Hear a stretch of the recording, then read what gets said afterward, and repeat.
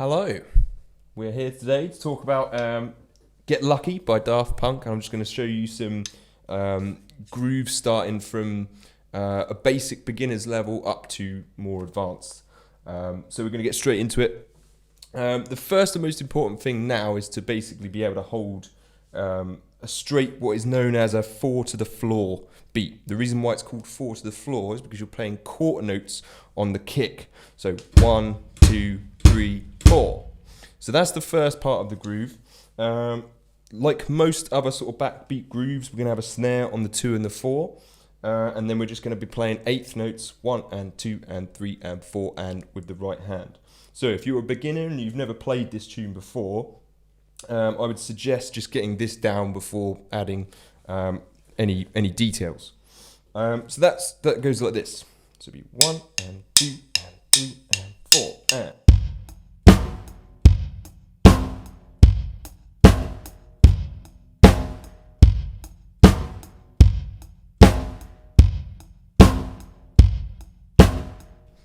So obviously that's a bit slowed down.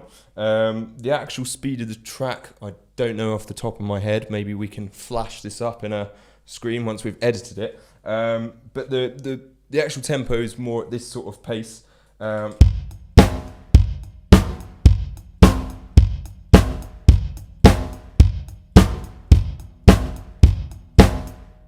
So once you've got that down, that's sort of like the beginner's bit.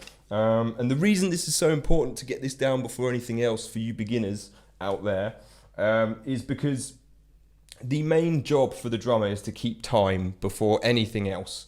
Before any flashy fills or any of that sort of stuff. Like if you can't keep time on a track, you won't get any gigs to play any of this flashy stuff. So if you get this stuff down, you can add the layers that we'll talk about in a minute after.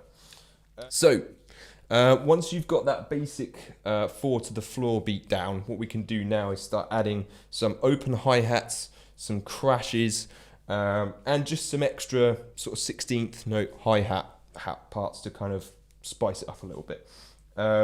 So I'm just going to play a few examples of this and we'll talk about each one after.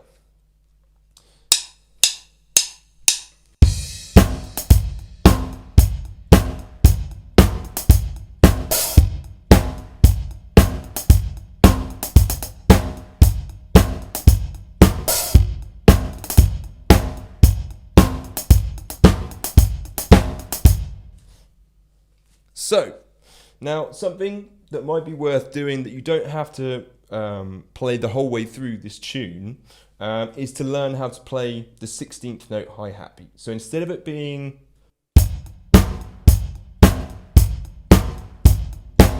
just eighth notes on the hi-hat, 1 and 2 and 3 and 4 and 1 and 2 and 3 and 4 and, what we're going to do is we can add 16th notes, so 1 and a 2 and a 3 and a 4 and a 1 to the closed hi-hat. And for the 2 and the 4, with the right hand, you're going to bring it back for the snare. Now, the same applies with the bass drum on the 4 to the floor, the quarter notes. That's kind of the essence of this beat. So if we change that, the beat is going to sound quite different, which arguably is not what you want. So going back to these 16th note hi-hats, 1, 2, 3, 4 on the kick, 2, 4 on the snare with the right hand would sound like this.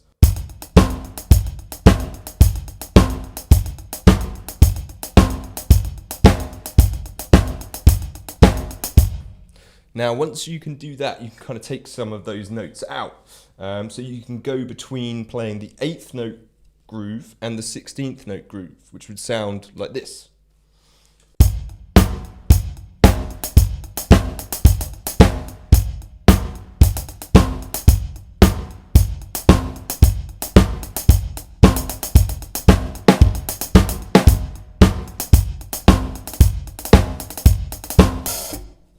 Couple of little extra bits thrown in there, but you get the idea. You kind of swap in from 8th notes to 16th notes. So then the open hi-hats, you can kind of add those on the end of the 4 is a really nice place for the open hi-hats to go.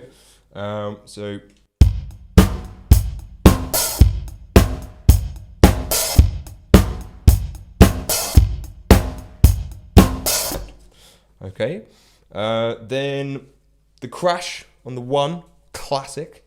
All right, so that always sounds really nice.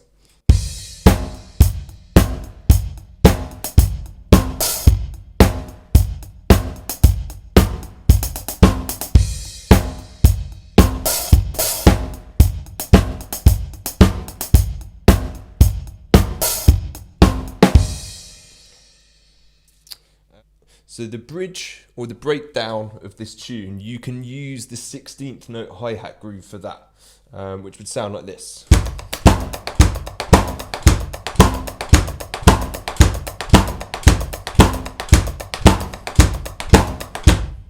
Okay, and actually just so that's a bit slower so you can see exactly what's, it's just single strokes. Right, left, right, left, right, left, right, left, right, left, right, left, right, left, right, left.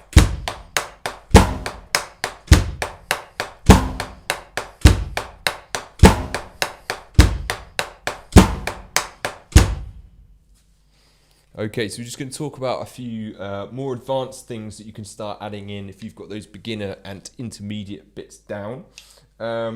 So, something that sounds really nice, I think, is adding some double kicks with the right foot. Now, if you're not familiar with doing these, this is something that might take quite a bit of time to develop.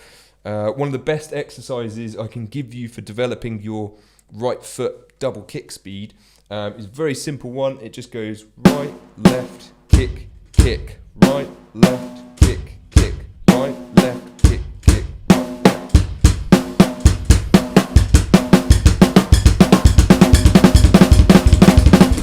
Yeah, which is quite a nice one. So that will help you to kind of get that right foot moving in the way you want it to.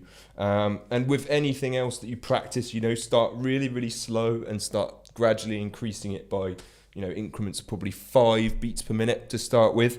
And, push it right up to the desired speed. Don't know what that is for the track. Drop it down here. There we go.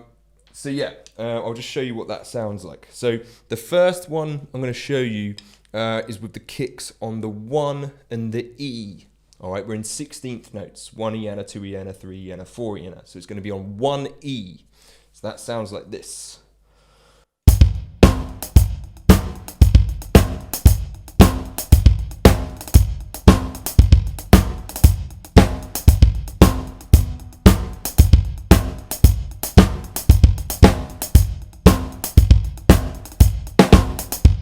So that's the 1 E.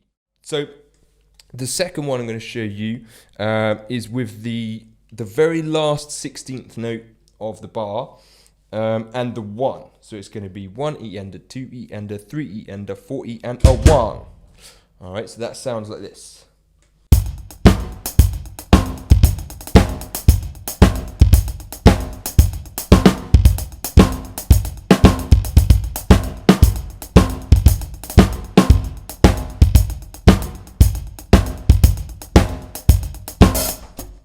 Few extra little bits thrown in there, not exactly what I said I was going to do, but that's fine.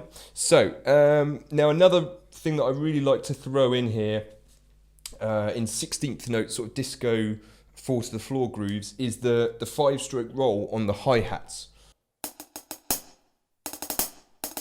Again, the same with the double kick thing. If you haven't got the 5-stroke roll down, then I would suggest starting really, really slow and building that up. Right, right, left, left, right. Okay, until you can get... Okay, so with that amongst the groove will sound like this.